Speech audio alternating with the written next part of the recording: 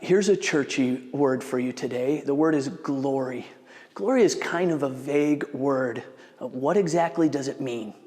Well, sometimes with glory, it refers to that which points to the greatness of God, such as Psalm 19:1, which points to the beauty and the vastness of his creation, where David exclaims, "The heavens declare the glory of God, and the sky above proclaims his handiwork."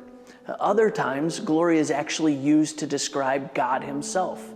It points to the greatness of his radiance, the radiance that surrounds him, like in Isaiah 6, when the prophet had a vision of the throne room of God, and heavenly beings called out to one another, "Holy, holy, holy is the Lord of hosts. The whole earth is full of his glory."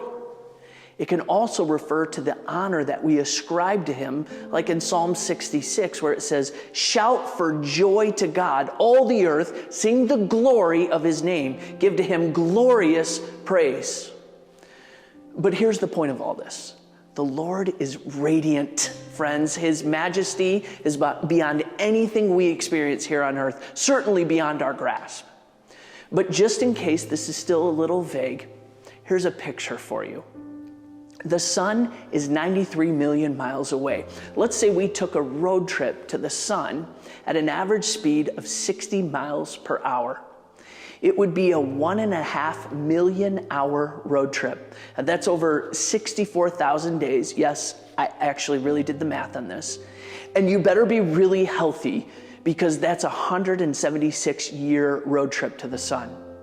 Even at the speed of light, it takes 8 minutes for the light of the sun to reach our planet. If it's sunny outside, you're seeing the light of the sun that burned 8 minutes ago. So how is it that something so incredibly far away could burn our skin? How could something 93 million miles away harm our eyes if we're to stare at it? Well, here's how. Its burning radiance is just that intense. Do you realize that the Lord spoke the sun into existence in a moment? And he created so many stars like the sun that the low estimate of astronomers is the number 7, followed by 22 zeros. Some of those stars are over 1,000 times larger than our sun, and God merely spoke them into existence. This is the brilliance of what was made by God. How much more must the glory of God himself be? He's so brilliantly radiant, so full of glory, that we could not withstand the intensity of his very presence. A presence that has no sin. Our low and fallen existence is covered in sin. His nature is set apart and holy. Our nature is common and fallen. The Lord is pure and full of righteousness.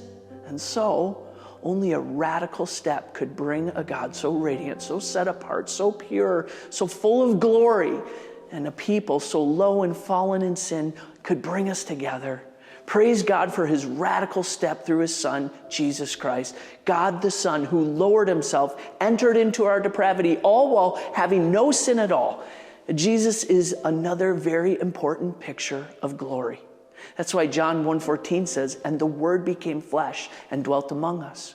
We have seen his glory, glory as of the only Son from the Father, full of grace and truth.